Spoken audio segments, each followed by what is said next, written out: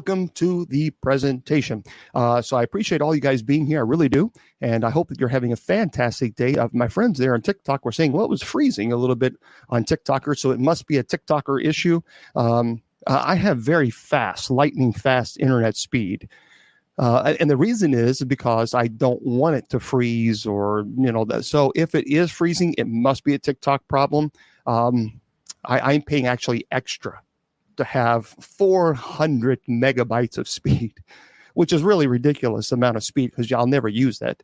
And most companies don't even use 400 megabytes, but that's why I literally pay for 400 megabytes of speed on the internet just so I'll never have an internet problem or speed problem. So if there is problems there on TikTokers, it's not on my end.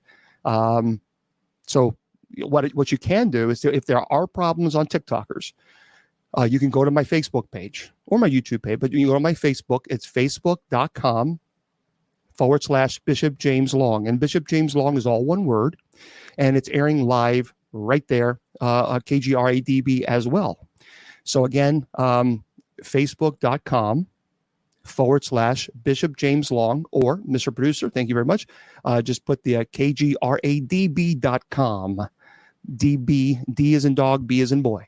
So there are lots of ways where you can actually watch this live if TikTok is problematic. Okay.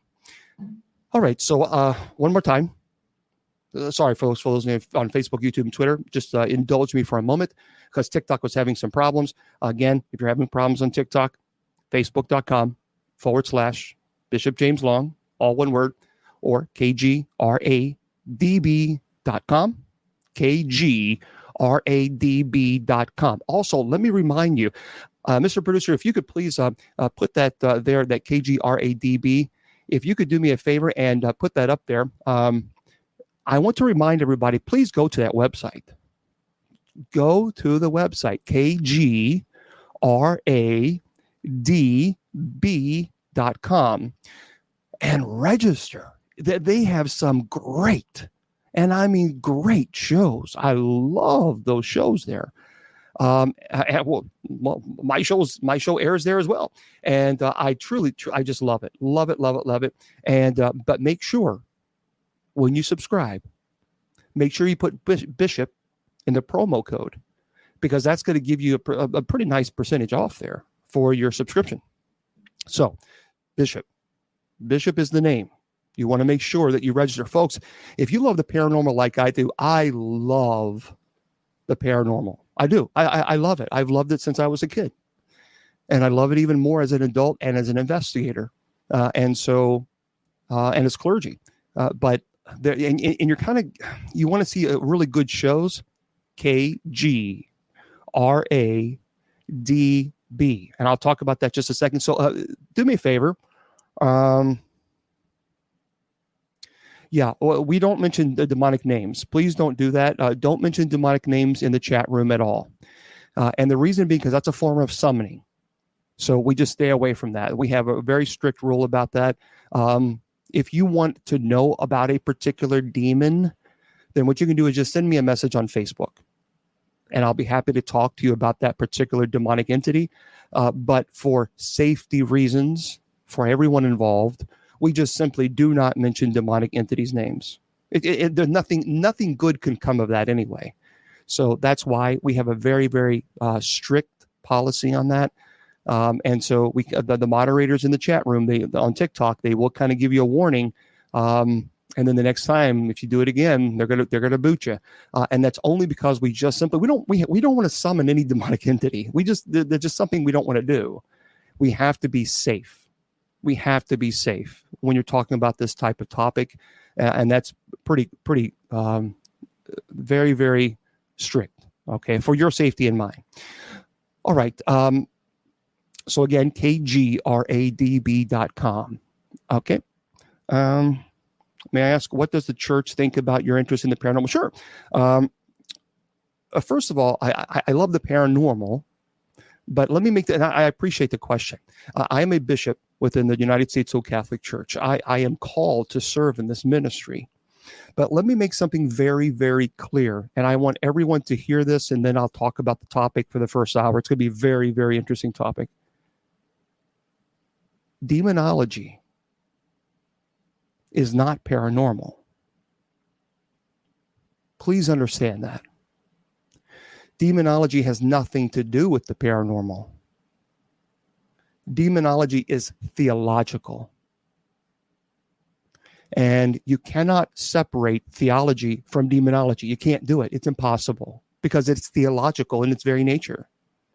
So I separate demonology from the paranormal because it's not the same thing. Paranormal, I'm talking about vampires and werewolves and Bigfoot, the things, the Mothman, ghost, things of this nature.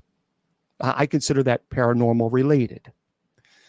I love those topics. I absolutely, I've loved them since I was a kid, and I love them now because it's the unknown, right? So I love studying and learning about the unknown.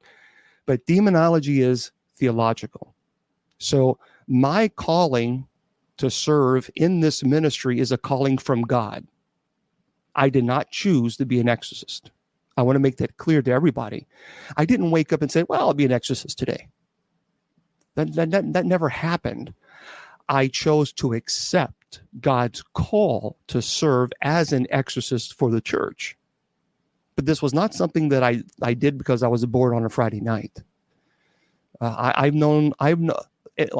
9 years old, I remember picking up my first book on demonology at 9. I knew I wanted to be a priest when I was 5. There's no question about it. None at all. If you remove the priesthood from Bishop James Long, you remove my identity. That's who I am. So I studied for the Roman Catholic priesthood for 6 years. And I continued my education, received my doctorate in ministry, my master's of divinity. I have a master's of education, a master's of business, a bachelor of journalism and communication, and associate of philosophy. So I've devoted my entire life to education, to training, to theology, and also to serving people for absolutely free. That's what I've done, and that's what I'll continue to do until the day that the good Lord calls me home. So that's a big difference. Understand, demonology is theological. So this was not something that I don't do this because of an adrenaline rush. I do this ministry because people are terrified, and there are legitimately people are calling me, and their parents are terrified, and they need clergy to help. And many times there are many clergy that will not help them.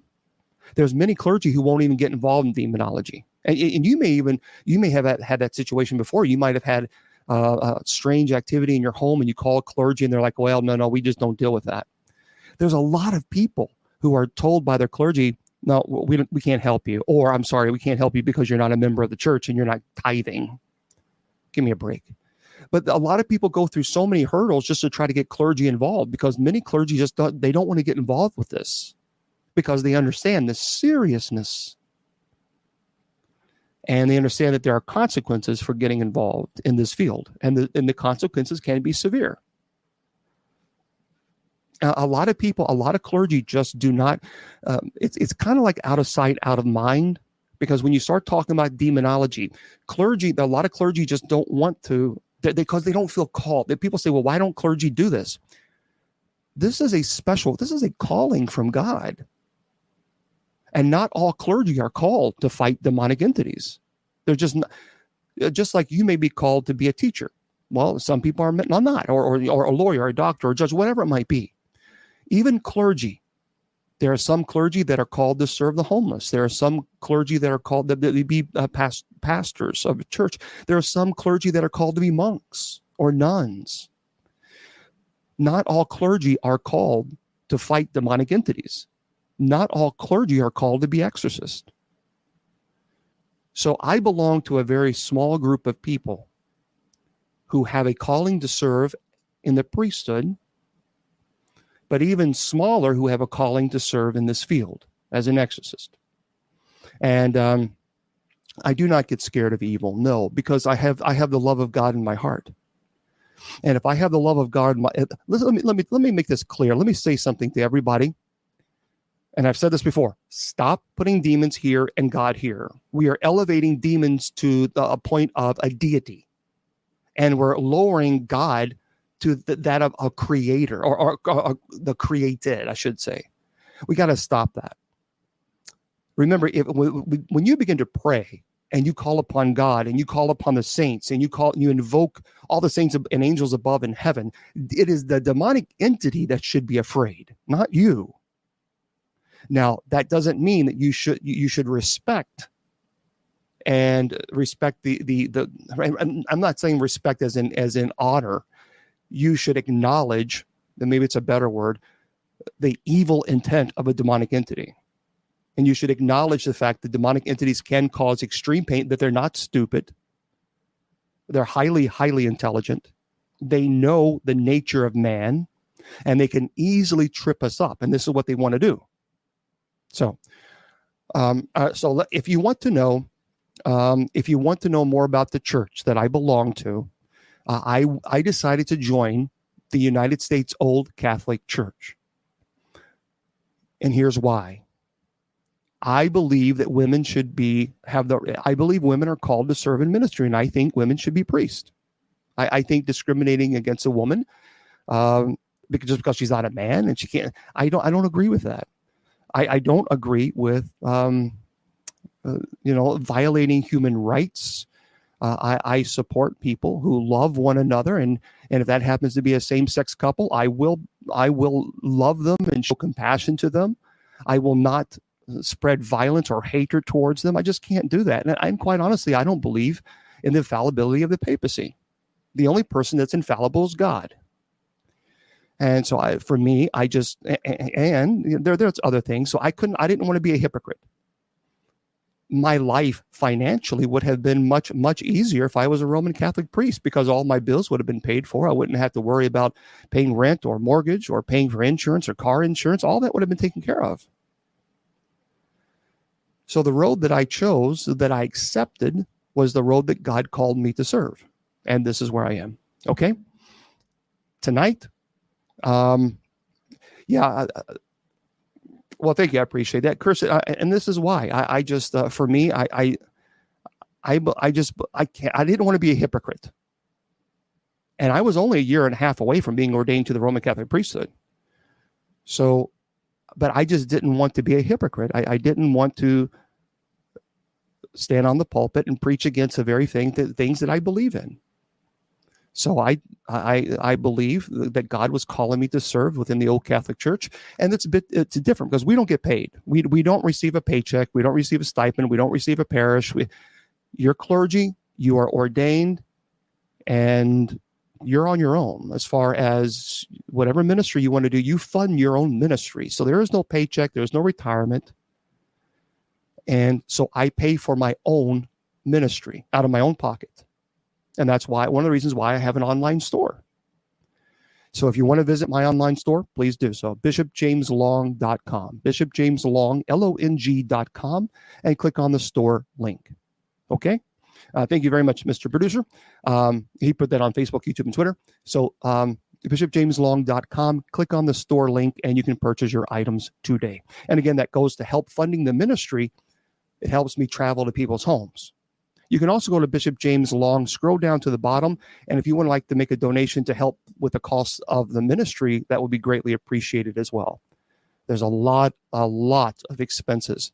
I've talked about this before. To visit a family out of state, depending on how long I could be there, I could easily be at $1,500 for expenses. The rental car, the hotel, the gas, etc. It could be, close to $1,500 or more if I have to stay longer than a week. And usually on average, every month, I might, the donations might be between $150, maybe $175 a month, and that includes the store. So if you got to figure that.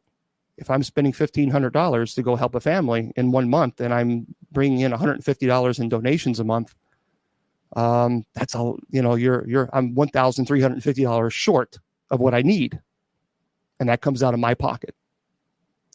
So this is what, yeah, you're right, especially with fuel prices. Okay. I do. Okay. Okay. Let me ask. Someone said this. You have to answer the question of your fans' team. Well, I appreciate the criticism, but this is why I now do 4 shows a week, because I do a show on Wednesday, on Sunday, Bible study. On Monday, I do open mic where you can contact me and discuss any questions that you have. On Wednesdays, I have Bible study, and on Friday. So I'm going on live 4 times a week. Plus, keep in mind, I'm a chaplain for the hospital. I volunteer, and I work sometimes 10 to 12 hours a day on that. So I come home, rush in the seat, do the show. And I teach my seminarians, and I'm also a bishop of the church, and I'm an abbot of the Benedictines, Old Catholic. So give me some slack. You know what I mean? I do the best that I can with the very limited time that I have. And I'm here for free. I don't charge. You're not paying me anything. So I'm doing the best that I can. I have 12,000 messages on TikTok. I have over 800 messages on Facebook, on Messenger. I do this often. I share. And so since you offered the criticism, this is how many emails I have in 3 days. There you go. Oh, you can't see it. 8,864 emails in 3 days. I'm one person, and I do this ministry for free, and I don't have a staff. So let's back up with the criticism, and let's try to walk a mile in my shoes, as the old saying goes. Before you abuse, criticize, and accuse, walk a mile in my shoes, just for a couple of days, and you'll find out that I am truly doing the best that I can. So that's why I do these shows. And there we go.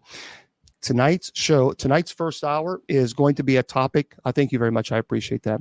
I don't say Mass in Latin, although I think it's beautiful. But I do not. Thank you very much. I appreciate that.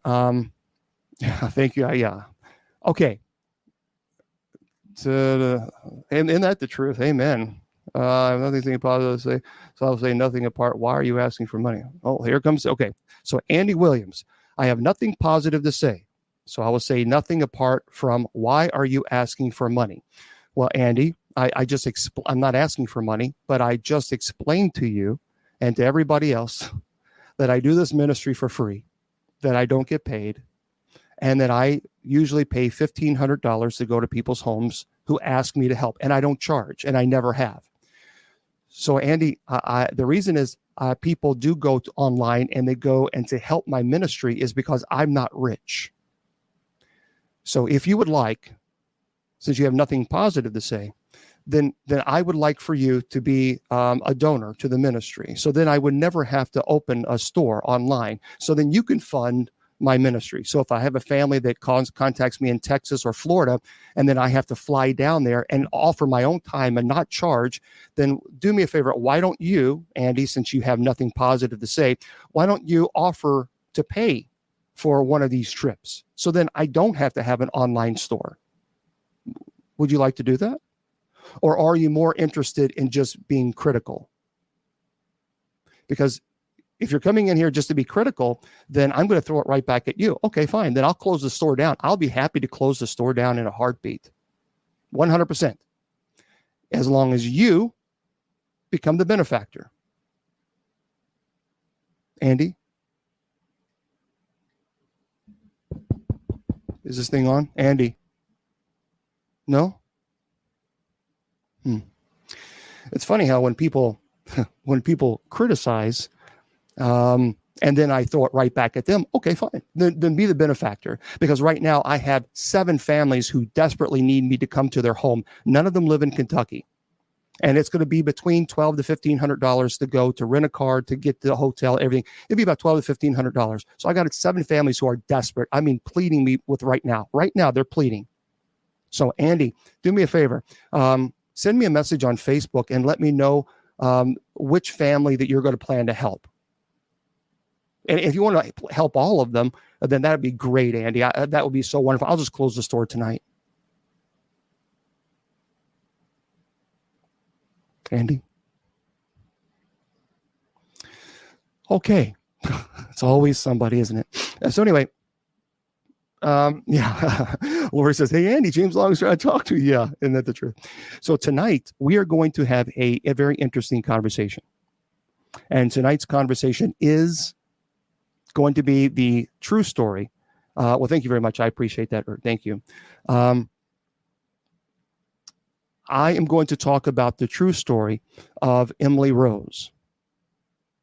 Now, most of you know the story of Emily Rose, and you might have seen the movie. So it's pretty aggressive.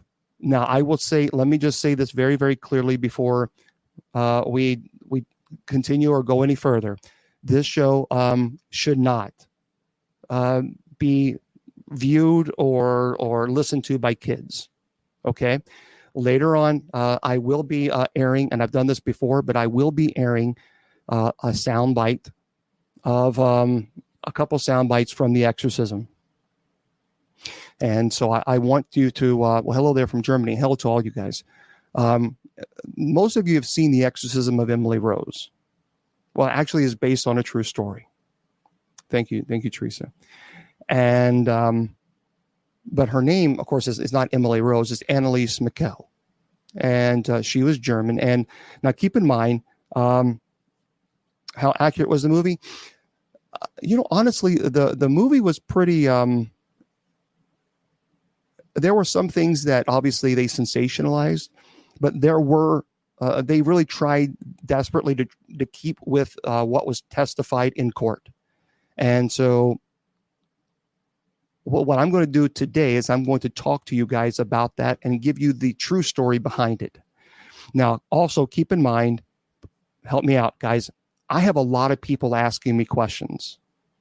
I have people in the chat room here. I have people on the chat room on TikTok. So I'm going to be speaking to two different computers. This is from YouTube, Facebook, Twitter, and this is from my friends in TikTok because I have to run it on two different computers. So if you see me over here, I'm addressing the TikTok folks and vice versa. There's a lot of people sending me questions on Messenger as well, and even and Twitter. I'll try to get to your questions, but I'm only one person. So just kind of understand, I'm not ignoring you. I always have to say this. All right. So let's talk about Anneliese Michel. Thoughts in the Book of Enoch. I've talked about the Book of Enoch before. Enoch is okay. All right. We're going to stick to the first topic. Okay. Do me a favor. Ask that question in the second hour. Okay. Because I'll be more than happy to answer it. Just remind me on the second hour because a lot of people want to know about this case on Anneliese Michel. So right now, folks, I'm strictly going to talk about Anneliese Michel in the first hour. All right. Well, first half hour now, almost because I'll spend so much time. Movie, The Rite is phenomenal. Absolutely loved The Rite. Truly did. Okay, so let's get into this Anneliese Michel or Emily Rose. In 1968, actually, she was 17 years old. She was actually still in high school. She began to suffer convulsions. And she actually, there's belief that she experienced her first epileptic attack in 1969. Let's hold on with the questions there on TikTok. Everybody, just hold on for the questions. Let me get through this, and then we'll get into your questions. So just hang tight with me for a second. So she contacted a neurologist. It's actually in a psychiatric clinic, and he diagnosed her with grand mal epilepsy. And so soon after this, Anneliese began hallucinating. She began claiming she saw devilish figures, or she would describe them as ghastly, while praying. And she was very devout in her faith, incredibly. Her family was a very, very devout Roman Catholics, very incredibly devout. And at this time, she also began to hear voices. So the demonic began to interact with her. So not only was she seeing the demonic, but then it began to interact. Now, in this situation, this is what's called demonic. She's under oppression. Now, with exorcisms and possession, there are three stages. You have demonic infestation, demonic oppression, demonic possession. But in your second stage, you actually have another stage, and it's demonic oppression and demonic obsession. Demonic oppression is when it begins to interact with you physically. Demonic obsession is when you begin to hear the voice. So in her case, she was struggling with demonic oppression and demonic obsession. In this stage, the demonic tries to break down your intellect and will, because it gives you it points you at a very weakened state. Your immune system is compromised. You become sickly, and sometimes you will regurgitate. You become very, very dehydrated. It's breaking your body down so that you cannot fight the demonic. And not on top of that, then you clearly hear the voices. Now, it does mimic schizophrenia. That's why a lot of people think that people who have demonic oppression and they say they hear and see demonic entities, immediately people would say, well, that's classic case of schizophrenia. Okay, I understand that, but here's a couple things. So she began to hear voices. And then the court actually determined that in 1973, Annalise was suffering from depression. And she was actually, and even considering suicide. But in 1975, she absolutely was convinced, and her parents were convinced as well, that she was possessed. And they stopped the medical treatment. The problem is they were giving her medicine to treat these delusion. That's what the doctors thought. They were delusional. And they were treating her medically for this because they never would consider the idea that she was under demonic oppression. So the medicines that they were giving were not helping her with her seizures. If anything, it got worse. So the seizures continued.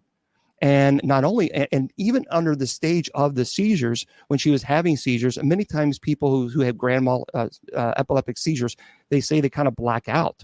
She didn't black out. She could actually see and hear the demonic during these seizures, during these epileptic attacks. And it got very violent. And that's when she would describe them as ghastly figures. So during her epilepsy, she would have these. She didn't just black out. And so they said, that's it. We're done with the medicine. The medicine wasn't helping.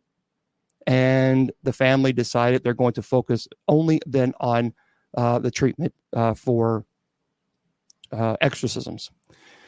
And her symptoms have been, many people will immediately say, well, it was schizophrenia, and that she could have responded to treatment if she'd given it more time. But she had given it plenty of time for the medicines, and they didn't work. It got worse. So what happened is she was unofficially, I guess, diagnosed by an older woman with possession when Annalise went on a pilgrimage. And again, remember, Annalise was very pious, very holy. And again, for those of you who are just joining, I'm talking about the real story of Emily Rose. And she avoided, on this pilgrimage, she completely avoided passing this image of Christ. She just wouldn't go around it. And there was a holy spring, a holy water there. There was a spring, they considered a holy spring, and she would not drink from this. She just would not, and actually became violent. And even some people have reported that she was physically sick. Now, again, this is completely opposite of a person who was very pious at first and now truly repulsed by holy objects or images. During this pilgrimage, this is when Annalise began to smell quite terribly. She would emit an odor of a septic tank. And that really is how some people have explained it, that it was just it was overwhelming, truly overwhelming. So there was an exorcist near her. This was in Germany, and they say, well, this is clear case of demonic possession, and they request an exorcism, but twice, and they were actually denied by the bishop. And there's a reason for that. A lot of people I ask all the time, well, why would the bishop or why would the church deny an exorcism? You have to understand that an exorcism, the rite is very, very serious. And this is something that you can't just jump into, because you do need to make sure that the proper protocols are followed. The psychiatric evaluation is performed. You have an evaluation of the person, of their medical records, what medicines they're taking. You need to really rule out all medical issues first. I have performed 30 documented exorcisms in 20 years on people who were validly possessed. And when I mean documented, there were medical professionals that were involved in the case. They had the psychiatric evaluation. They had the evaluation on their medicines, because some medicines can cause you to hallucinate. We did all the background that we're supposed to do. And again, after we even did all the background, it's clear that these people were suffering from possession. So people always ask me, what about the two priests? Are they based on real characters? Actually, yes, they are. But there was a combination, really. Well, thank you very much for the gift. I appreciate that on TikTok. Their names were Father Arnold Renz and Pastor Ernst Alt. Those were the individuals that were involved in the exorcism. And both were actually assigned to this case by the bishop of Würzburg at this time. So they were given permission to perform the solemn rite of exorcism.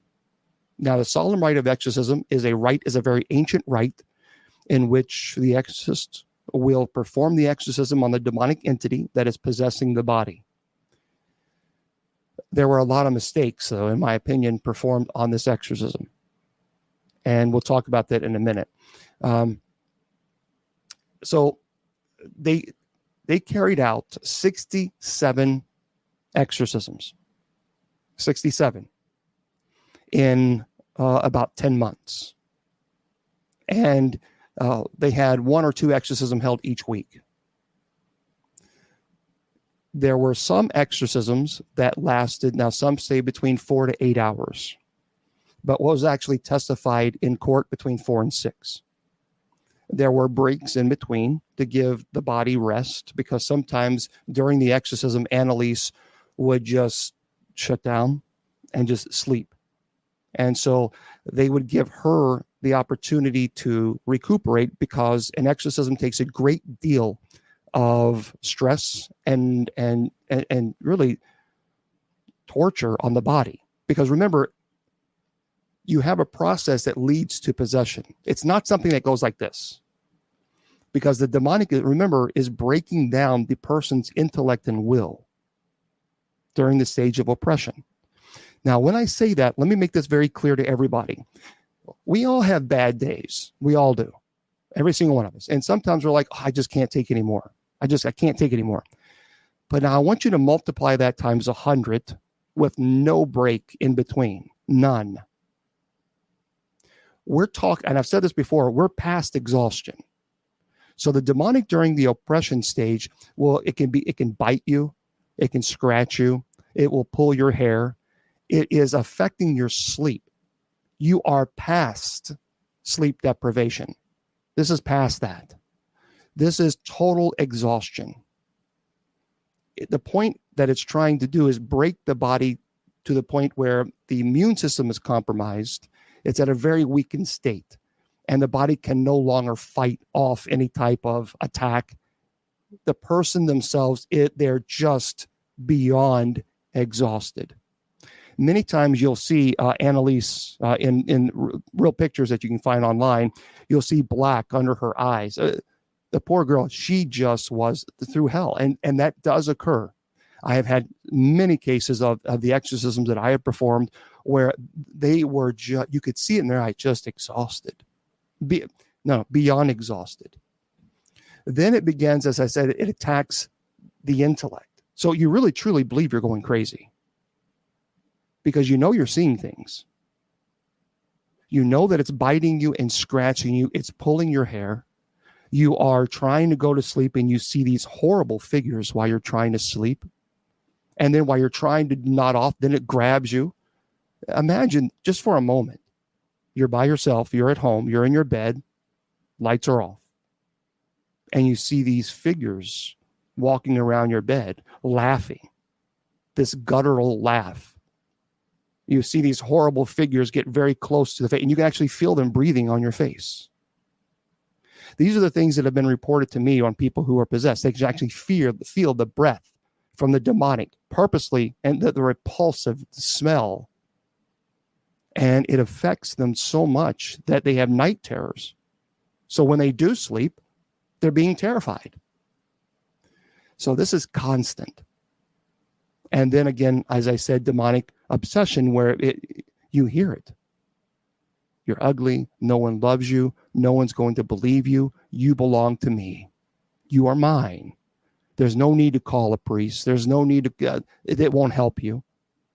So it's a constant. It's a constant barrage of it. It doesn't stop. So the person's intellect and will is at a very eradicated state. And this is where the exorcist, where we come in and we fight the demonic. So our intellect and will are at battle with the demonic's intellect and will. And one's going to win, one's going to lose. So did she really see? A lot of people will say, well, in the movie of Emily Rose, did she really see the faces of demons? Well, actually, she did. And it was so violent that she couldn't even go to church, because she would see walking up to the church, she would see people, and then the demons would scream at her. And then when she even got to the church, now there's one scene in the movie where she bends backwards, and that was never reported actually in the testimony in the court, but it was testified that when she tried to go to church, she would see the demons, and the demons would mock her. Now, this is what I'm going to say. We all know Lucifer. I mean, we're very aware of Lucifer. I do not believe that the demonic gave the actual names of the demons. During the rite, there is a part in which the exorcist will command the demon to surrender its name. And the reason is we do that is because once we have the name of the demon, then we have control. And the demonic will not relinquish their names until their intellect and will is so eradicated that they are at a weakened state, and they just want this to stop. So during the one of the beginning exorcisms, the demonic listed names of humans, and it never really gave its true identity. So I'm comfortable with saying this to you, because I don't believe that these were actual the demons, because they're not. So, for example, Lucifer, we know Lucifer, but the demon said that the Judas Iscariot and Nero and Cain and Hitler were possessing, and there was also a Fleischmann, which is a disgraced priest in the 16th century. She mentioned some other folks that were very bad folks, bad people, allegedly. I do not believe at all that this was truthful. There is a belief within many people that evil people, when they die, they actually become demons. That's absolutely incorrect. That is not correct at all. And it's biblically not correct. Because when you're talking about the origins of demons, people say, well, they're the spirits of deceased evil people. And actually, ancient writers like Philo and Josephus, and there were some early Christian writers, and even ancient Greeks believed that evil people could become demons. And that's not right, because Scripture even makes it clear in Luke chapter 16, verse 23, and Hebrews chapter 9, verse 27. So when we look at this, we can see clearly that those who are evil, who pass on, are placed into Hades, awaiting ultimately the ultimate judgment of condemnation. And they cannot leave. They cannot leave Hades. So and that Scripture says this. So the idea that they're the deceased evil people, that's what demons are, no, they are not. Biblically speaking, it's incorrect. Furthermore, keep in mind that the nature of angels and the nature of demons, it's two different natures. We do not share the same nature. That would be like a dog becoming a cat. There's two complete different natures altogether. So the idea that people who have passed on, who are evil, who come back as demons, that's incorrect. Now, can they be malevolent spirits? Most certainly. But can they, in fact, become demons? No, they do not. Okay, so there we go. That's that kind of background. And again, they do. And many people actually believe that they actually even exist in different dimensions as well. All right. Yeah, that's a great question, Vincent. There's a lot of people who ask me all the time whether it was any type of documentation of what could have led to this, like someone in her house doing things that they shouldn't have, or was her house just haunted? The family never reported any type of activity prior to this occurring. Never. Remember, Annalise was very, very devout in her faith, incredibly devout. The closer you get to God, the harder the devil works against you. The belief is because she did suffer from grand mal epilepsy, and she was incredibly devout and very devoted, and she wanted to spread the message. She had a deep passion for her faith, and she wanted to spread that message, to even become a person who travels, a missionary. And so we have found nothing at all as far as what led that up to the possession, other than she was just so devout to her faith that she wanted to become a missionary. And I guess normally there's an invitation, or there could have been a curse placed upon someone, a pre-existing haunting. So if you move into a place that has demonic infestation, but in this case, we've not found that. But there's just nothing there. So that's one of the very, very big problematic issue there. Now, in the 2005 film, if you've ever seen The Exorcism of Emily Rose, the actor Tom Wilkinson, he played Father Richard Moore. He was actually found guilty of negligent homicide of the death of Emily Rose, Annalise Michel. Annalise passed away in 1978. The case of Annalise in 1978. So Father Arnold Renz and Ernst Alt and Annalise Michel's parents, Joseph and Anna, were found guilty. All four were found guilty of negligent homicide. And they were sentenced to 6 months in prison, but they were suspended. That was suspended to 3 years probation. Now, people will say this, and Vincent, here's something that's important to note. A lot of people say that Annalise was faking because she was copying what she had seen in the 1973 film, The Exorcist. Well, here's a problem with that. Normally we would, you could say, well, okay, okay. The problem was the movie came out in 1973, but Annalise was experiencing these activities 3 years prior, more than that, prior to the movie being released.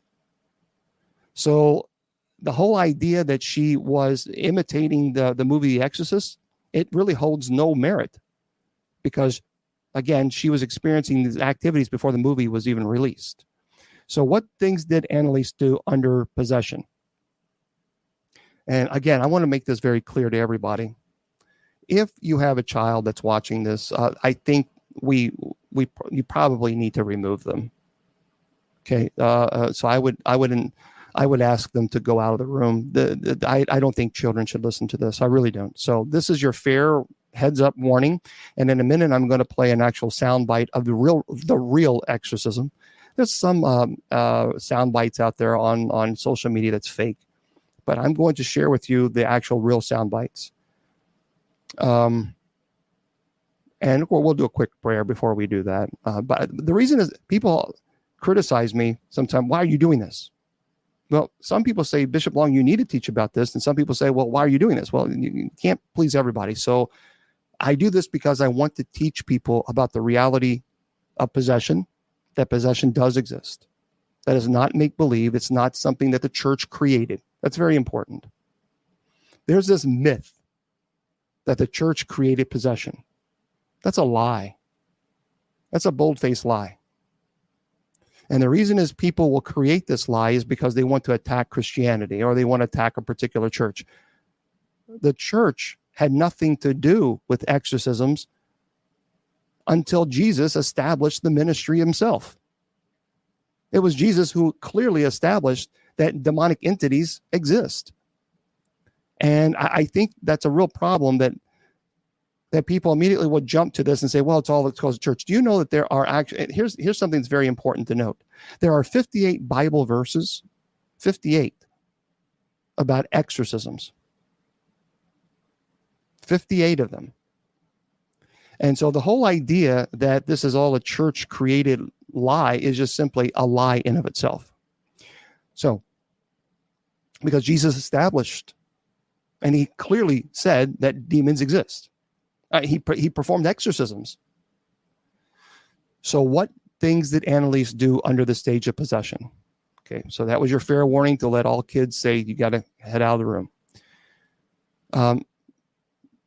Under possession, she urinated on the floor and she consumed it.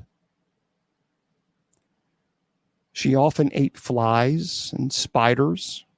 And at that time, her family had used coal to heat the house for the fire. And she would take the coal and try to consume that as well.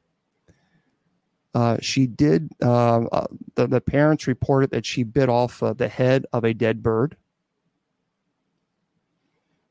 She crawled under a table and was barking and growling like a wild dog. And she did that for, her parents said 3 days. Now, 3 days is important because in Hebrew numerology, obviously, we're talking about completeness. And in Jesus's case, 3, Father, Son, Holy Spirit. He obviously, in 3 days, he rose from the dead. So that's a form of mockery. She, during possession, she was screaming violently. She often tore her clothes off, and urinating on the floor was something that she did quite often. And people say, why? Because that is a total disrespect to the body and to the family. And the demonic was trying to demoralize even her family. The exorcism that took place on Annalise was quite severe. 67 rites over 10 months. Now, in the movie, you see where Emily, or Annalise Michel, she was trying to say the rosary, and she had hardwood floors. And you see in the movie where she rises up and then slams, and then rises up and then slams and rises up. Well, according to the report, to the testimony in court, the exorcist and the family all testified that the demonic, when she was trying to say the rosary, the demonic would lift her up and slam her on the hardwood floors, and you would hear this god-awful thud. And the thud was quite severe. There was allegedly the ligaments in her knee were ruptured,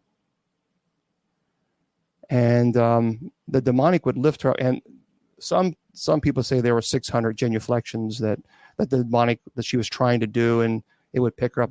But ultimately, by the time of her demise, she could no longer walk because of the demonic would and the family reported in the court that they literally tried to hold her down, as well as the exorcist. So they would place their hands on her shoulder to keep her down, but even the demonic would just lift her right back up and slam, and lift her right up and slam. And they try to even put a pillow there, and the pillow would just be flung across the room, lift her up and slam. So what you saw when she was being lifted up and slammed is based on actual testimony in court. And it was very violent. Now, June 30th, 1976, there was the rite of exorcism before her death. She was too weak. She was so weak. She could no longer do genuflections. But her parents tried to help her, and she couldn't walk. Now, a lot of people ask, well, was there a medical team that was there during the exorcisms? Well, according to the reports and the testimony, the answer was no. And that was a mistake. And that should have never happened. Never. There should have been someone there who was trained medically. I do believe that, based on the report, I believe that her family, and I do believe that the exorcist do share accountability in her death. And the reason being is because they clearly saw her body deteriorate rapidly.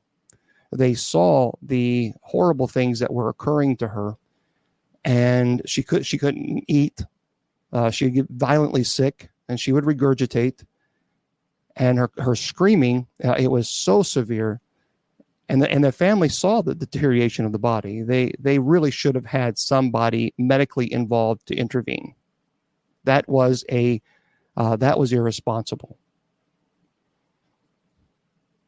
And I'm not a fan. I'm not a fan of not having some type of medical intervention. When I perform an exorcism, I always have someone there who's medically trained. Always. And I do believe that if there was some medical intervention, it's possible that she might have survived it, but I just simply don't know. It's something. It's like a Monday morning quarterback, as they call it. But I do think that they should have had someone there. She did not want to go to a mental hospital, where she would be forced to eat, and so she just refused to do it. And I just think that was unfortunate. Now, she did fast, and because she believed it would get rid of Satan's influence, and so she refused to eat as well. And I believe that could have been demonic influence, because the demonic does not want you to eat. The demonic does not want the body to become strong. So I think through ordinary demonic activity, the demonic was telling her, and was even perhaps trying to convince her. I don't think she was purposely listening to the demonic. That's not what I'm saying. I think the demonic was tricking her, and thinking that was going to help, when in fact it did not. At the time of her death, Annalise Michel, Emily Rose, she was 68 pounds. 68 pounds. So this is why I believe that it's unfortunate. And at that time, when you've seen the body deteriorate like this is when the exorcists need to say, okay, we got to stop. We have no choice. We understand that you want us to continue. We get it. But at this point, your body is dying, and we're not going to continue this rite, because the body can only sustain so much trauma. And I think her parents should have stepped in, and even Annalise might have said, no. I think they should have placed her in immediate medical care. But at that time, what they would have done is they would have placed her in a mental facility. And that's what she did not want, because in the mental facility, she said the activity became even worse. Yeah, the soul doesn't belong to the demon. The soul belongs to God. So people ask me all the time, what happens after the body dies? The demonic doesn't possess the soul. Okay, so she died technically on her death certificate. It shows she dies from the effects of severe dehydration and malnourishment.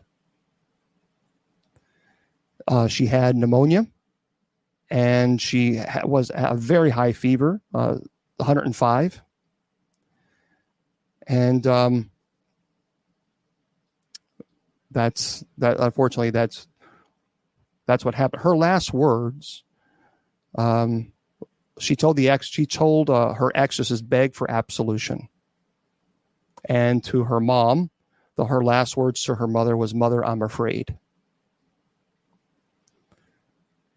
So she was very, very, very religious.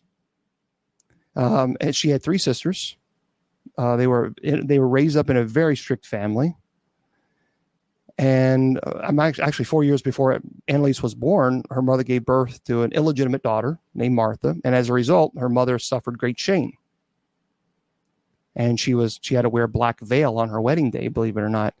And when Annalise was a child, her mother encouraged her to atone for the sins of illegitimacy through, fervent devotion. So even as a young child, the mom instilled this very devout faith and almost put that pressure on Annalise because of her mother's behavior. And when Annalise's sister Martha died at the age of 8 during an operation to remove a kidney tumor, this likely only increased Annalise's desire to do penance for her mother. And so she continued. So this was embedded deep into her psyche. Annalise actually, even when she was a teenager, she slept on bare stone floor to atone for the sins of wayward priests, of drug addicts. And even in college, she hung out pictures on her saints on dorm room, which was fine. She kept holy water font near the door. She regularly prayed the rosary. And it was very, very deep. And I think this is perhaps maybe the introduction for the demonic, is because she had this extreme devotion to atone for the sins of others being placed on her shoulder unfairly at a child. I think that's where we have the introduction. It's quite possible. Okay, some people believe that this was strictly psychological, and I would disagree. I think clearly, and you will hear the sound bites in a second, there's just no way. Now, the Exorcist did say in court that her body contorted, and they described her face as very serpent-like. And I have seen this. During an exorcism where the body contorts very unnaturally. The eyes go black, and it's very serpent. It's almost the whole facial structure changes. Now, there were some people. There was a 2 years, I think, after her death. There was an individual who believed that a Carmelite nun said that she, in fact, believed that she was a saint, and that the nun told the parents she had a vision that her daughter's body was still intact, and that they wanted to dig her up to see, in fact, if it was still intact, to declare her a saint, or to start the process of declaring her a saint. Well, on February 25th, 1978, the family did choose to dig up her body, and her parents desired to move her. They had a cheaper coffin, and so she was. They wanted to place her in a better coffin, is what the parents said. But a lot of people said no, that was just an excuse to exhume her body. But nonetheless, that's what happened. And this nun told them that, in fact, she was a saint and her body was intact. Well, unfortunately, official reports state that the body showed consistent deterioration. And the photos of the exhumed body were never released. And so, and Annalise's parents were prohibited. They were not allowed to witness the exhuming of the body. They could oversee, her grave from the bedroom at home where the mother still lives. Well, she's actually passed now. There is another there's another movie besides The Exorcism of Emily Rose. It's a German language because she was obviously German. It's called Requiem. And the director is Hans Christian Schmidt, or Hans Christian Schmidt. And it was released in 2006. Okay, so it's called Requiem. They believe if you really want to find a movie that follows the life of Annalise and it's less Hollywood, then many people who are very familiar with Annalise's case and life, they actually say that movie was probably closer to reality than The Exorcism of Emily Rose. So if you guys want to know, it's called Requiem, and it's a film from 2006.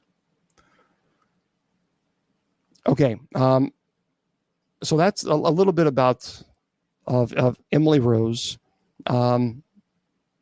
Just some very quick notes, I guess. Again, when she was 16, she experienced epileptic seizures. She was diagnosed with temporal lobe epilepsy. She was determined to be depressed, and she went to a psychiatric hospital. When she was 20, she became intolerant to religious objects. She then began to hear voices. Her conditions worse. She became suicidal. Two priests got permission from the local bishop in 1975, performed exorcism for 10 months. And after her death, the two priests and the parents were found negligent homicide, but they were ultimately released, 3 years probation and a fine. She was born on September 21st, 1952. She died on July 1st, 1976. She was only 23 years old when she died. She was 68 pounds. And again, 67 exorcisms were performed, and usually 1 to 2 each week. And it lasted for 10 months. Terrible, terrible. A lot of people ask me, what happens to demons? So let's say that someone dies and a demonic entity has successfully caused the death of the body, and the exorcism is a failed exorcism. Well, it's believed the demonic will obviously move to another person or continue the horrible activity that they do. Now, once a demonic entity is expelled, let's say that the rite is successful. The theological belief is that the demonic entity's will is eradicated. Because remember, the intellect and will of the exorcist and the intellect and will of the demonic are at battle. One will win, one will lose. So ultimately, you force the entity to manifest its name, to surrender its name, its identity. You then have control of the demonic entity, and you force the entity to surrender to the cross, to the crucifix in this case. And the belief is, in Revelation, it talks about how the demonic entities will be thrown into the lake of fire. So sulfur is often attributed to demonic entity presence. And that is because the Revelation talks about how they will throw into the lake of fire. So theologians believe that, in fact, once they surrender to the crucifix, that is their ultimate judgment, and they are thrown into the lake of fire. And so they are no longer then allowed to continue their possession and attacking, because now they're judged for eternity. That is ultimately what we have in this particular case. So I'll get into a few questions. Well, first, let me I'm gonna get to your questions, but I'm going to play a couple of sound bites. Now, I want to make this very clear, and yes, we'll pray before we do this. I want to make this very, very clear to all of you. If you have ever had a demonic attack, then you probably don't need to listen to this, because it is aggressive. And again, people always say, well, why do you do this? Why do you do it? It's so irresponsible. Well, some people tell me I need to do this. Some people tell me I don't need to do this, so I can't please everybody. I do this because I'm devoted to teaching and to sharing with you that this is real, that this is not sensational, that possession does happen. Of the 30 exorcisms that I have performed, only through the grace of God were those individuals delivered. I have not had anyone expire, thank God. They have been very aggressive, very violent, and we can talk about some of them in just a second. Now, for those of you who are watching, what I'll do is I'll give a thumbs up. When I give a thumbs up, that means the sound bites are over, and then you can turn your volume up. So I want to make sure that I give everybody the opportunity to either hear it or not hear it, and that's perfectly fine. If you don't want to hear it, I understand that. So When I give the thumbs up, that means the sound bites are over, and you can come back and turn your volume up and listen in. Okay, fair enough. But let's pray before we play this sound. In the name of the Father, and of the Son, and of the Holy Spirit, amen. And Heavenly Father, we ask for your protection and our guardian angel's protection. And we pray, St. Michael the Archangel, defend us in battle, be our protection against the wickedness and snares of the devil. May God rebuke him, we humbly pray. And do thou, O Prince of the heavenly host, by the power of God, thrust into hell Satan and all evil spirits who wander through the world for the ruin of souls. Amen. Okay, and that is, for those of you who want to know what that is, that was the St. Michael the Archangel prayer. That was a short form. There's a longer form, and there's also a short form. So what I'm going to play for you now is a soundbite of Anneliese Michel during one of the exorcisms. Now, there are people who are audio technicians, and they're professionals. They go to school, they have doctorate degrees and all this. There are some audio technicians, I don't know what the official term is, that have said that they hear 32 pitches at the same time. There are some who say, no, they hear 37. Okay, to me, when you get past 3, it doesn't matter. Tibetan monks train their vocal cords of their entire lives for when they chant, so that they're able to have multiple pitches at once. When I say multiple pitches, imagine you have a choir, and you have altos, baritones, bass, you have tenors. That's what I mean by pitches. Now, all of us, when we sing, we have one pitch. But if you spend your entire life training your vocals like Tibetan monks, then you can do up to 2. There's one monk that can do 3, but that's superhuman. Well, Anneliese during this exorcism had 32 pitches. That's not psychological illness. Okay? So, again, I'm going to play this. Now's the time to turn your volume down, and when I give you the thumbs up, then the sound bites have been turned off. Okay. This is about 48 seconds long, and this is during one of the exorcisms in which 32 pitches were documented. Und des Heiligen Geistes, Gottes, des Heiligen Geistes,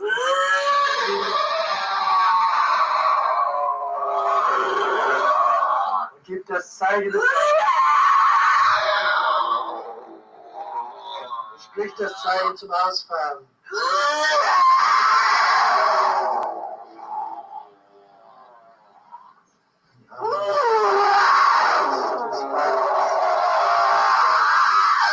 Des Heiligen Geistes. Das Zeichen zu geben. Okay. So that was, it's kind of breathtaking. When I do my presentations, my demonology presentations, I actually play this. You turn it up pretty loud, and you can hear it. It's different when you actually hear it in person. It'll take your breath away. It'll take your breath away. That, people always say, well, the church always hides exorcisms. They always hide possession. Why don't they share it? Well, I'm doing it. This is what it is. And it's not pretty. You can hear the torture. You can hear the torment in her voice. You can hear it. This is when the demonic is speaking. And this is when, in fact, the demonic says the fake names.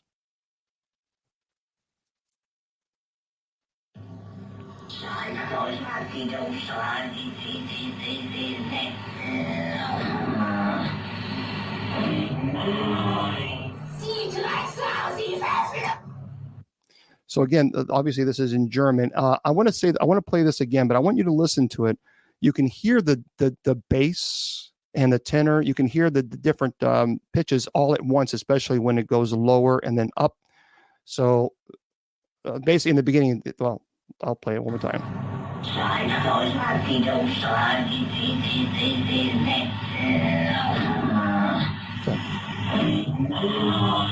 That. Now, keep in mind, these the sound bites that you heard have not been doctored in any way. They're the actual sound bites that were played in court. It's clear, no question in my mind, it's clear that she was suffering from possession. There's no question. I mean, you can listen to the sound bites alone and know that that's not mental illness. I have heard pitches like this before during an exorcism. And this is why when people tell me that they want to be an exorcist or they want to do it just to see what it's like, I'm thinking, this is not something you do for entertainment. It's quite offensive when people say that because this is not entertainment. This is a human being who has gone through extreme torture. And it's not entertainment hour. So there we go. She did not survive. She passed away from malnutrition, dehydration, and she was 68 pounds when she passed. Yeah, I don't know if I have had the opportunity to speak to Father Gary Thomas from the movie The Rite, the Anthony Hopkins. That's phenomenal. Phenomenal. It really is. If you want to see what an exorcist goes through, watch The Rite. Now, that's probably one of the best movies I think ever made to show you what we deal with as clergy. Okay. So, yeah. How did they let that happen? That's a good question. I wish I could answer because I do think they were negligent. And I think the exorcist and I don't know why you're muted. I don't know, Anita. You might have to. Anita wants to know why she was muted on Facebook or YouTube, TikTok. I mean, I don't know. Do you ever fear someone in that state? No, I don't. I don't fear anyone who's possessed by a demon. What I'm concerned about is the body. No. Oh, by the way, sorry. Thank you very much. Appreciate that. Thank you. So, thumbs up. Yeah, appreciate that. Thank you, Annabelle. I forgot all about that. Yeah, I don't know, Anita. I mean, if you mention a demon name, I don't know. So yeah, we don't allow anybody to mention demonic entities. Again, the only time that people get muted or blocked, folks, the only time people get muted or blocked on TikTok is when they're being aggressive, when they're spamming, if they're cursing, or if they mention a demonic name. That's the only time people get muted or blocked on TikTok. Okay. So, well, thank you very much. I appreciate that. So I don't know why they didn't stop it. I don't know. They should have, but they didn't. Okay, guys, you're asking me why did I get? I don't know why you got muted on TikTok. I don't know because I can't look at this screen and I can't see TikTok screen at the same time. I don't know. I'm sorry that you got muted. I don't know why, but I don't know. Okay, so let's move on. You're here, and there we go. So, all right. I don't know why people. I'm not moderating on TikTok. I can't moderate TikTok and do the show on the other platforms. I did know Lorraine. Yes, I did. I love Lorraine. She was a sweetheart. She truly, truly was a sweetheart. I appreciate her very, very much. Okay. Yeah, she did. She suffered a lot. A priest can most certainly get possessed. It is okay, Anita. I don't know. I don't know why you got muted. So, does anybody know why Anita Casantos got muted on TikTok? If someone can tell me, that would be great. I don't know. Well, now the exorcism. Keep in mind, sometimes the exorcism you'll have an exorcism, and you do have to stop periodically to take breaks, because it's just one of those things, you know. And Oh, okay. Oh, because I guess because moderators kept saying no questions, no questions, and if people kept asking questions, then maybe that's why. I don't know. What's the worst demonic case you can tell? You know what? Emotionally, I can say this to you. The probably the worst was an elderly woman who had an incubus succubus case. As far as emotionally, because I grew to truly love her. She was like my grandma. I loved her. And I grew to love her family. Matter of fact, I had her daughter, Angie, came on and she talked about her case, her mom's case. And she went through pure hell. It was terrible what she endured. And I truly grew to love her mom and her family. And she had been, very welcome, Anita. She had been attacked quite violently in a sexual nature. And she described it as a plunger being used. And then she would describe it as bed walkers, like 3 10-pound dog bed walkers that were walking towards her, and they would hold her down and they would do terrible things to her. And so, she was attacked for quite some time. I was involved with her family and for couple years. We performed exorcisms, did the minor rite of exorcism, the solemn rite. The last year of her life, she told me the last conversation I had with her is that she had said that she was no longer being sexually assaulted, but she could still feel the 10-pound like bed walkers walking towards her. And but the last year of her life, she said she was no longer being sexually assaulted. And then when she passed, the family asked if I would preside at her funeral. So that was tough. Because I truly loved her. And it was I did. And the family is a phenomenal family, great family. Truly, I mean, Angie's a firecracker. She's one of those people. She's just a sweetheart. If priests, I just stopped the exorcism. Well, Victor, if you just completely stop the exorcism and you just walk away, then the activity is going to get worse for the person. The movie The Exorcist, a lot of people ask me about the movie The Exorcist, and is it, first of all, it's loosely based on a true story. As a matter of fact, on the Travel Channel, on Exorcism Live, I was there at the Exorcist house, and in St. Louis, and because the family had asked me if I'd be willing to go there and perform a blessing on the home, because the wife was pregnant, and she did not want to bring a child into that home. They didn't divulge that information at that time. I can now talk about it because it's been a year after, but that was the reason I was called in. And so that was a creepy, that was very weird, a very strange vibe walking into that house. But it's on Exorcism Live. Very, very interesting. Oh, your back is out. Oh, goodness gracious. Well, certainly we'll keep you in the prayer, Steve. Stay strong. You're right. Are you familiar with the true account about the movie The Entity? Yeah. The Entity is a crazy movie as well. It's a good movie. It's a very interesting movie. There's a lot of movies out there that are just really bad. They're just terrible. But I don't really watch the people ask me all the time, do I watch exorcism movies? And I really don't, because most of them are just so ridiculously stupid. And I sit there and I pick it apart.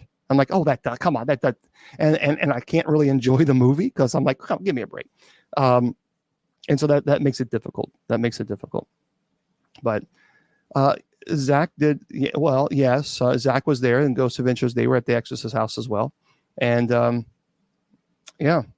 The Smurf haunting. No, I am not familiar with the Smurf haunting. I'm going to have to check that one out. Smurfs, like the cartoon Smurfs. That's interesting. Do movies like Let the Demon Into Your Heart? Well, a lot of people ask me about, should I not watch a movie? Should I watch a movie? I always, look, here's the deal. If someone is going through demonic activity in their home, I have yet to find one person who truly goes through hell in their house. I mean, demonic activity, violent activity. I have yet found one family that says, oh, let's sit down and watch it on television too. Because they're going through pure hell as it is. And the last thing they want to do is now go and watch it on television for entertainment, because it's not entertainment for them. When you go through it, there's nothing entertaining about it. It is scary.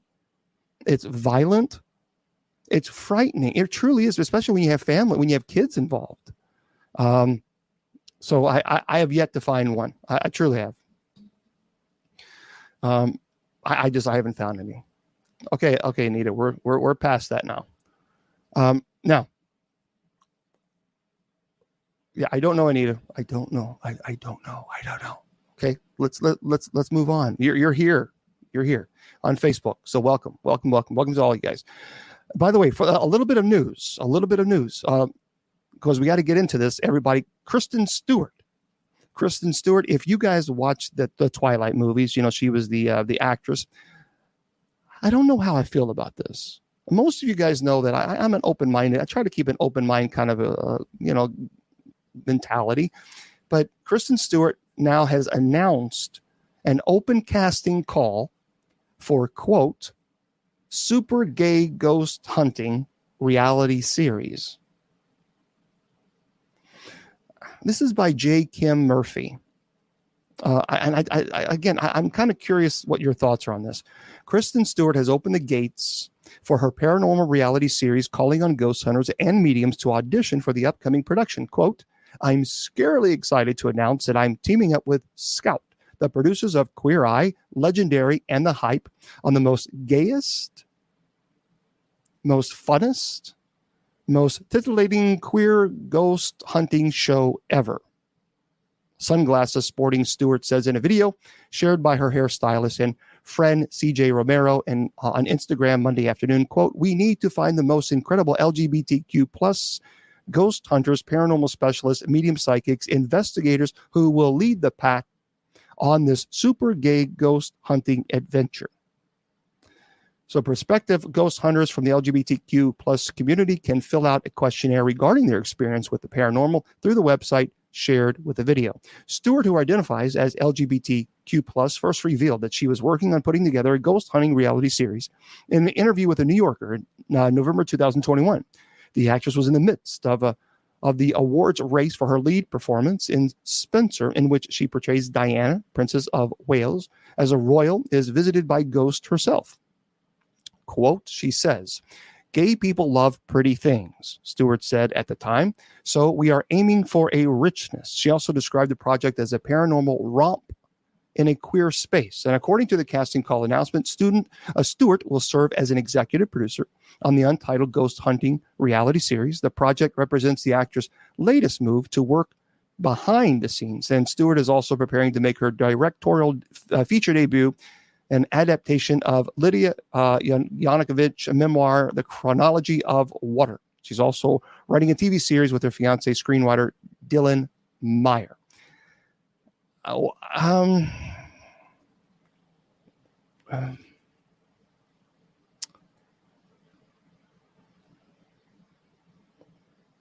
trying to be pastoral about this. You know, okay, we're good. We're good, Shannon. We're all good. Here's the deal with this story. The paranormal is not a joke to me. And I have devoted my entire life to this. And I understand maybe the humor. I just don't want it to be to a point where it's, I don't know. I don't know how they're going to do it. If they do it to where it's all ha ha ho ho he he, and even take demonic cases, I don't know if what do you guys think about that? I'm just curious. Oh, I certainly do, Matt. Yeah, I certainly do. Yeah. Can they? I agree with you. Why does it have to be a super gay ghost hunting show? Why can't it just be a super ghost hunting show with a diverse cast? I think that's fair, right? That to me, I think it's fair. I just kind of wonder, why does it have to be that? I don't know. If you guys could fill me in with, I don't know why. I'm not 100% on board with whatever. I'm trying to be respectful, but to me, it's, I don't know. I agree. I just don't want it to be a joke. I don't want it to be this is so crazy. This is so nuts. And let's make a big joke out of it, because then we're taking a step back, because now people are finally starting to talk about, hey, look, I have a paranormal activity in the home. Now I have clergy who are taking me seriously. And a lot of people are now willing to talk about their experiences because of the shows. I certainly don't want to be like a mockery kind of a thing. And maybe it won't be. I don't know. I don't know. And by the way, for those of you who are investigators, this is from a travel website. You might want to be interested in this. Erin Kayada, I believe her name is, calling amateur ghost hunters The Conjuring House. The Conjuring House is launching mini investigations. All right. So for those of you who want to know this, the new owner of the infamous Rhode Island house is relaunching day tours, as well as introducing evening investigations. So from day trips to weekend getaways, our biweekly traveler newsletter shows you the best of New England and beyond, it says. Now, if you saw the movie The Conjuring, you would think the spirits allegedly living in a home where the film is set are all evil. Well, Jacqueline Nunez is ready to prove you wrong. Nunez, she's the owner of the Boston-based real estate development firm Wonder Group, now counts the home that inspired the horror film among her assets. She purchased the infamous Rhode Island home for $1.5 million last month.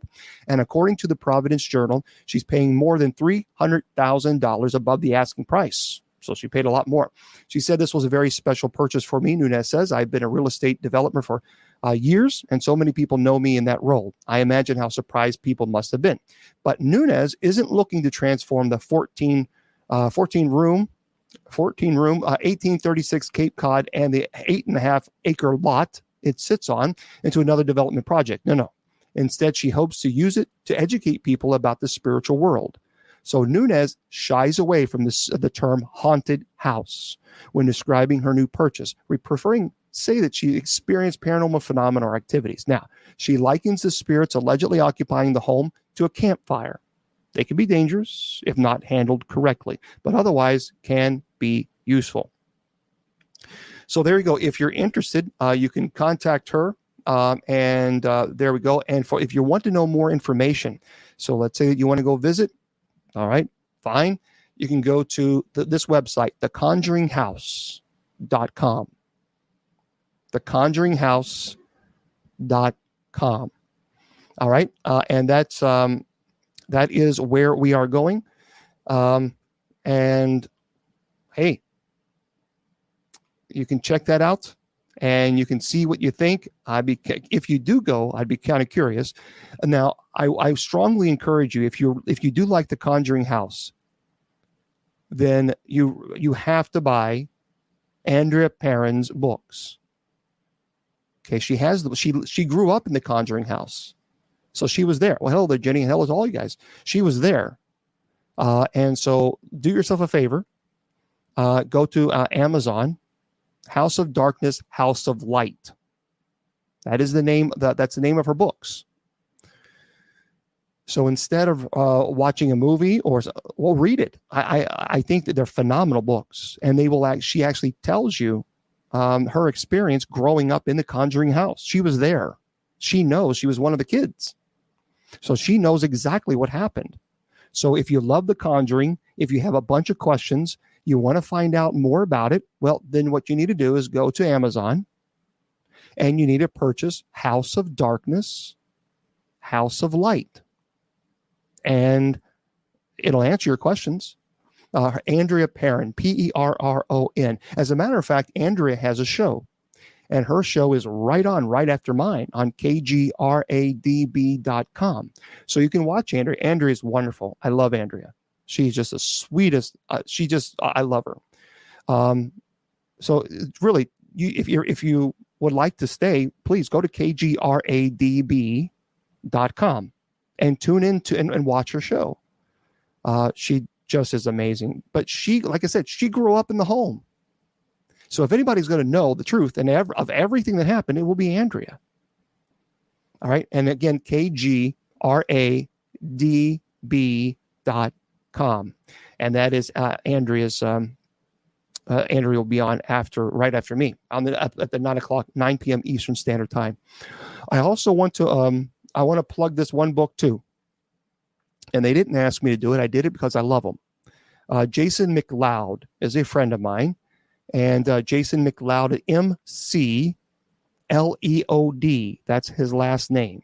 Jason McLeod. Now, I absolutely love his 2 books. And I strongly encourage you to get them. These 2 books are truly, and they're based on a true story. He worked with the Warrens, and this case that he talks about, oh my goodness. And when you read the book, I promise you, I'm giving you heads up now. If you read the book and you have to get up the next morning, be prepared, because you're not going to want to close the book, because the way he writes is beautiful, beautiful. My God, I wish I had his talent, because it's very descriptive. So you can actually visualize the whole entire scene in your mind. And it's called Dark Siege. Siege, Dark Siege. A Connecticut Family's Nightmare. And then Dark Siege 2, Return. So get those 2 books.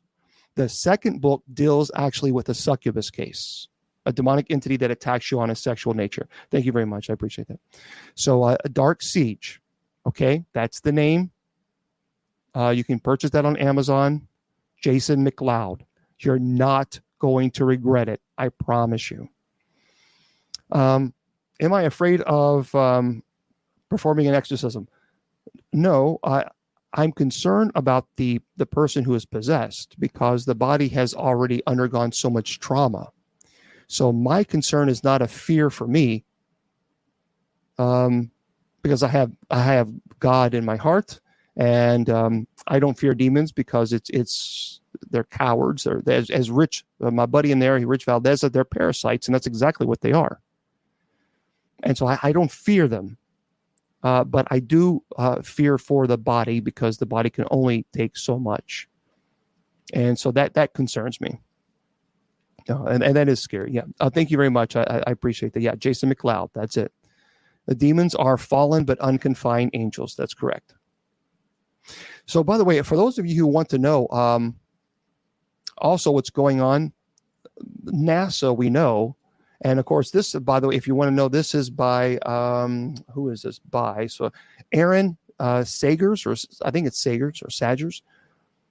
I have not. No, I have not, Edison.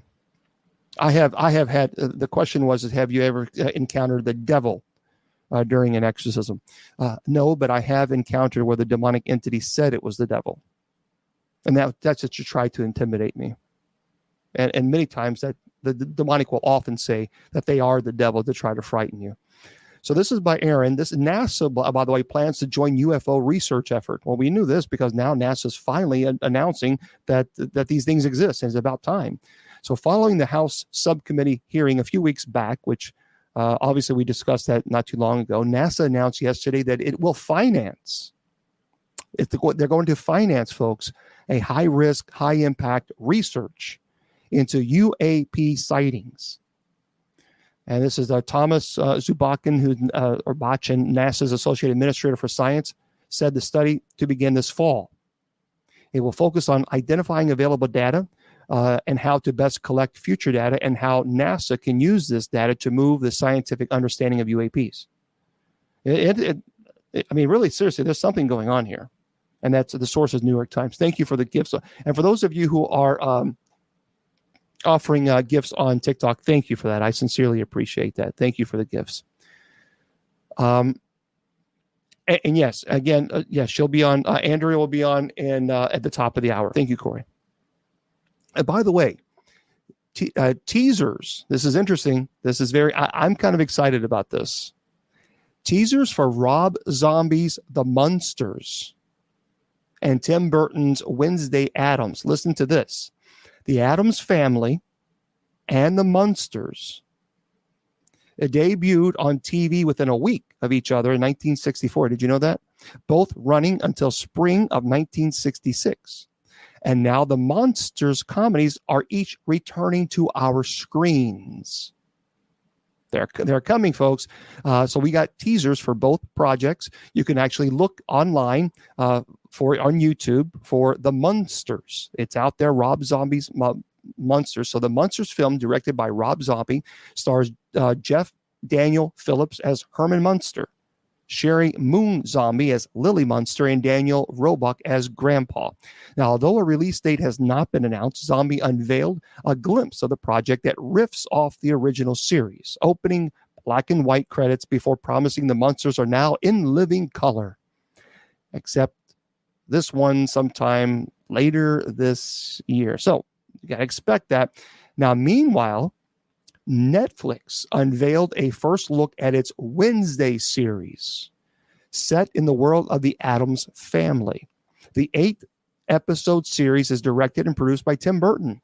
It stars Jenna Ortega as a teenage Wednesday, Louise Guzman as Gomez Addams, and Catherine Zeta-Jones as Morticia. Christina Ricci, who famously played Wednesday in the 1991 and 93 live-action films, will play a yet unnamed new character. So the series is set in a Nevermore Academy, and the plot will follow Wednesday as she attempts to master her emerging psychic ability, thwart a monstrous killing spree that has terrorized the local town, and solve the supernatural mystery that embroiled her parents 25 years ago, all while navigating her new and very tangled relationship at Nevermore. So there we go. Be looking for that, everybody. I'm really excited about the Munsters. When I read that, I thought, I have got to check this out. Matter of fact, let me see this. I'm going to do a very quick. I'm going to go on YouTube, so I'm going to type in the Munsters, Munsters, Rob Zombie trailer. I wish I could show it, but I can't, because if I do, Facebook will say, "Oh, you did." I don't. They always do that. But they want us to show trailers because we're promoting their shows. Okay, so I'm watching the trailer now. Now that's the original. Okay, he came out, crashed through the door, and there is his wife. I don't know. And there's Grandpa with the coming through the door that Herman broke through as well. He has a mustache. I don't know. So, well, it looks pretty interesting. It says coming in 2022, now in living color. So I guess now the Munsters.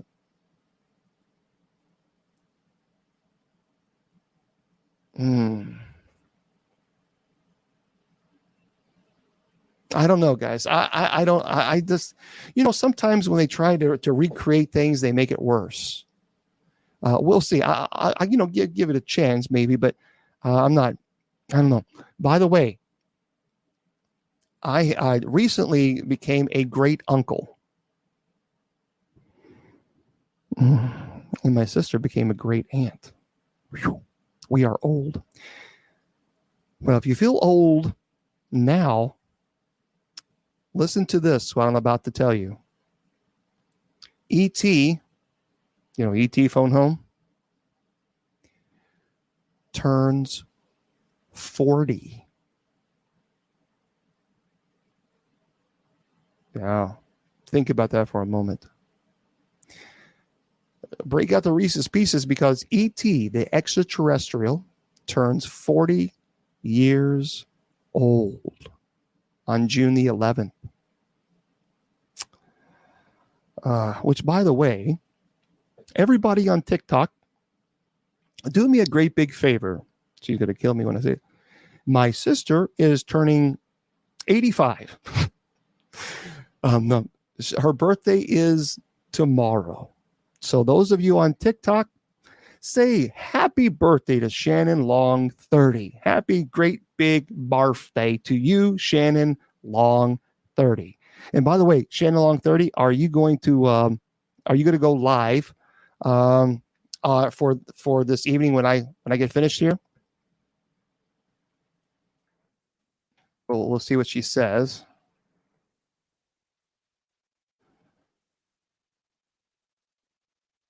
Shannon Long 30, if you could tell me if you're going to go live there on TikTokers. Everybody's saying happy birthday to her right now. Oh, yes. Okay, so Shannon Long is going to go live.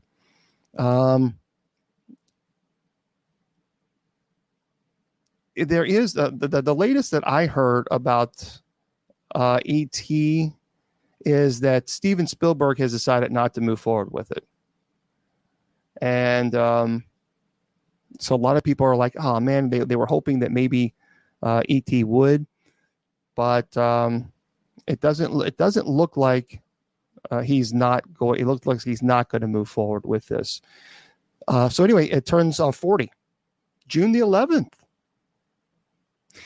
So the Steven Spielberg directed sci-fi family film debuted in 1982, overtook Star Wars as the highest-grossing film of all time, until Steven Spielberg's Jurassic Park took that top spot in 1993, making it almost $800 million, the box office. The film about a boy and a friendly alien remains iconic, and both Phone Home and the image of Elliot and E.T. flying on a bike across the moon are instantly recognizable elements of pop culture. So, the Celebrate Universal Pictures and Amblin Entertainment announced this week audiences will be able to catch the film again in theaters when it's released exclusively on IMAX screens beginning August the 12th. All right, well, there we go. So for those of you who, that's pretty cool. I think it's pretty cool. And you can check that out. And I can't believe 40 years old. Can you imagine that? That just, it seems, it's so crazy how fast it is, but it really is. I mean, it is going so quickly. It is going so quickly. Here's something, and people are saying happy birthday to you there on Facebook and YouTube as well. And hello to you guys. Yep, Shannon was born July 11th, 1969. All right, this is interesting. This is very, very interesting, and I want to read this to you guys because when I read this, I thought this is pretty cool. And I'm sorry, but if you're watching this and I'm butchering your name, Sophia Quaglia, and she says the science behind why people see ghosts and demons. This is interesting. Does it take a specific type of brain to experience paranormal anomalies? Well, some scientists think so, but that can go two ways.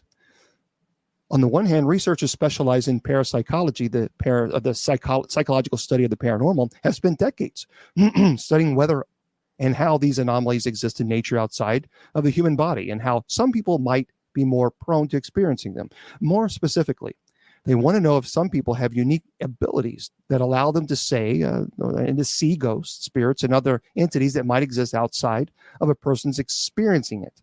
In other words, not just in their mind.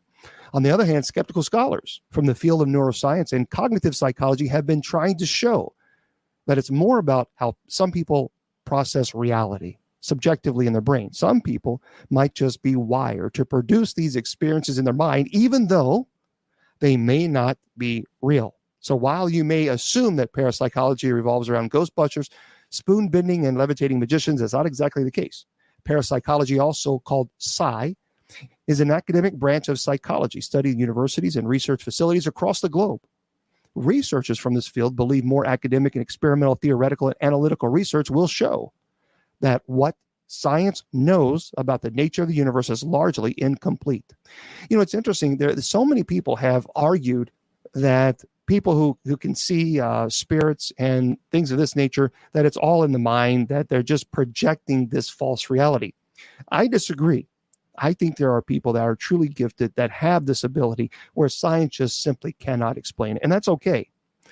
Just because science can't explain it doesn't mean it doesn't exist. That's very, very, very important to understand. Yeah, I agree with you. It's part of the sick. We just don't know. I mean, there's so much, I think, behind the scenes that we don't know about, and I think that's one of them. I really do.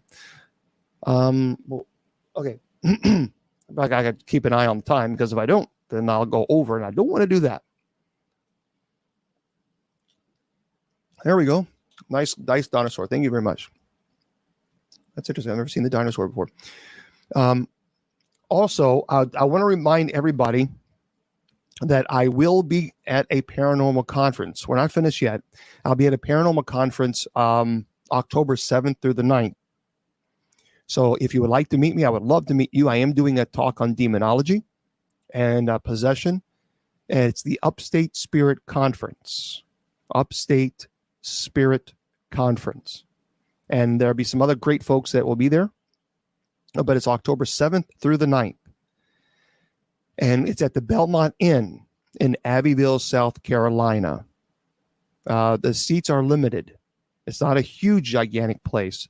So I just want to give you a heads up. If you want to go and you want to listen to the presentation, you need to go and get your tickets. I wish I could say more, but I can't. But when I'm allowed to, then I will. About the filming, which we talked about, but I can't talk about it anymore. But again, October 7th through the 9th, just Google Upstate Spirit Conference. Upstate Spirit Conference. And I will be there along with some other, like I said, some great speakers. And I will be giving a presentation. And hopefully you'll enjoy that. It's in Abbeville, South Carolina. Okay, so just look for that. And by the way, Netflix is getting in on the Ghostbusters action with a new series from Afterlife's Jason Reitman. So, and this is by Eric Swan. So the question is, who you got to call? Well, Netflix, according to this author. You see, the Ghostbusters movies are easily some of the most iconic motion pictures of all time. Though one must not forget, says, that the series has had a storied presence on the small screen as well. At this point, it's been quite some time since viewers have been able to watch the famous paranormal experts on TV, but that's apparently about to change. Netflix is getting into the ghost hunting business, as the streamer is reportedly working on a brand new animated series. Not only that, but the production will also have Afterlife director Jason Reitman returning to work behind the scenes. Now, the new cartoon will be executive produced by Jason Reitman and Jill Keenan, and who co-wrote the Afterlife screenplay with Reitman. Now, according to Variety, details on the productions are being kept on a need-to-know basis, and a writer is not currently attached. So the series come from Sony Pictures Animation, while Netflix and Ghost Core, it's a branch of Sony Columbia Pictures, are tackling things on the production side of things. So just keep that in mind. Be looking for a brand new Netflix coming to you in a fantastic Netflix. I don't know. We'll have to see what it looks like. But we'll see. I am curious. Before we have about 5 minutes or so. I would love to know, from your perspective, thank you very much, Mr. Producer, is there a particular topic that you would like for me to teach on that I haven't taught on before? I know some people, some people may have not watched all the shows, and that's perfect. That's fine. But is there a particular topic that you would like for me to discuss or to teach on before we end the presentation? I would. So if you have anything at all, please post it. So whatever topic it is, I would like to know. Journey to the afterlife. Okay. So I talked about near-death experience, vampires. We believe it or not, we've had done that, but we can talk about that. Angels. Okay. Generational curses. I'm writing these down. Angels, the blood moon. Please say the name of the event. That's Upstate Spirit Conference. Upstate Spirit Conference. Healers. Ooh, okay. Reincarnation. We actually just did reincarnation. Yep. Witches. All right. Angels. The Book of Job. Yeah, we'll do that like on a Sunday or so. Saint Michael.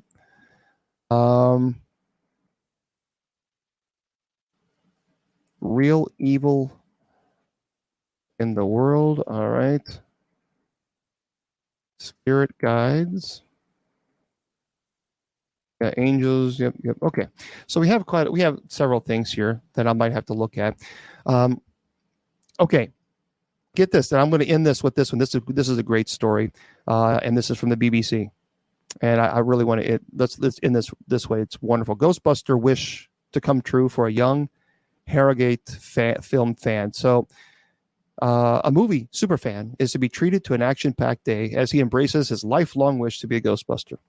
George from Harrogate lives with congenital heart defect, which means only half of his heart functions. Charity Make-A-Wish is helping him to be a supernatural sleuth for the day, complete with proton packs and car Ecto-1. It says, while I'm in the hospital, it's a bit scary, but just like the Ghostbusters, I try to face my fears. I try to be brave, the 8-year-old boy said. George fell in love with the spooky film franchise, which started in 1984 after watching the movies 2 years ago. The films have been a constant source of support with him, and with his Ghostbuster figurines even accompanying him into his third open heart surgery in March 2020, Make-A-Wish said. George, who has the rare and life-limiting defect, Ebsen anomaly, will fight at Leeds Central Library, which is to be transformed into a ghoul-infested haunted house. Paranormal investigators at East Midlands Ghostbusters will guide the youngster during his adventure. I love this. Jason Suckley, chief executive of Make-A-Wish UK, said that when a child like George is diagnosed with a critical condition, the joy of childhood is brought to an abrupt end, with treatment plans, hospital appointments, and worry taking over. The power of a wish, in this case being a Ghostbuster for the day, brings light and joy to the child and their loved ones. And we're very grateful to Leeds Libraries for their support in bringing this wish to life. You know, this is great. I love Make-A-Wish. I do. I absolutely love Make-A-Wish Foundation. And what a beautiful, beautiful story that this little boy is going to get his wish. He's going to be a Ghostbuster. And I tell you what, if I was in his area, boy, I'd be right there with him. Right there with him. I just think that's fantastic. So Make-A-Wish Foundation, many people ask me, well, you know, who would you suggest that you donate to? I love Make-A-Wish. I do. I love Make-A-Wish. They are just so amazing. So amazing. So good for you. Good for you, Make-A-Wish Foundation. And I hope that young boy enjoys his ghost-busting experience. And thank you very much for the gifts. And certainly keep him and your family in your prayers. Absolutely wonderful. So again, I'm going to say this to all you, for those of you who are on Spreaker, I'm going to say goodnight to you guys, and I'll see you a little bit later on. I want to remind everybody that I do have night prayer this evening at 10 p.m. Eastern Standard Time, 10 p.m. You're more than welcome to join us. It's at Spreaker.com/show/night prayer. Night prayer is all one word. Spreaker.com/show/night prayer. Please consider stopping by. It's at 10 p.m. Eastern Standard Time. I tell you guys this all the time.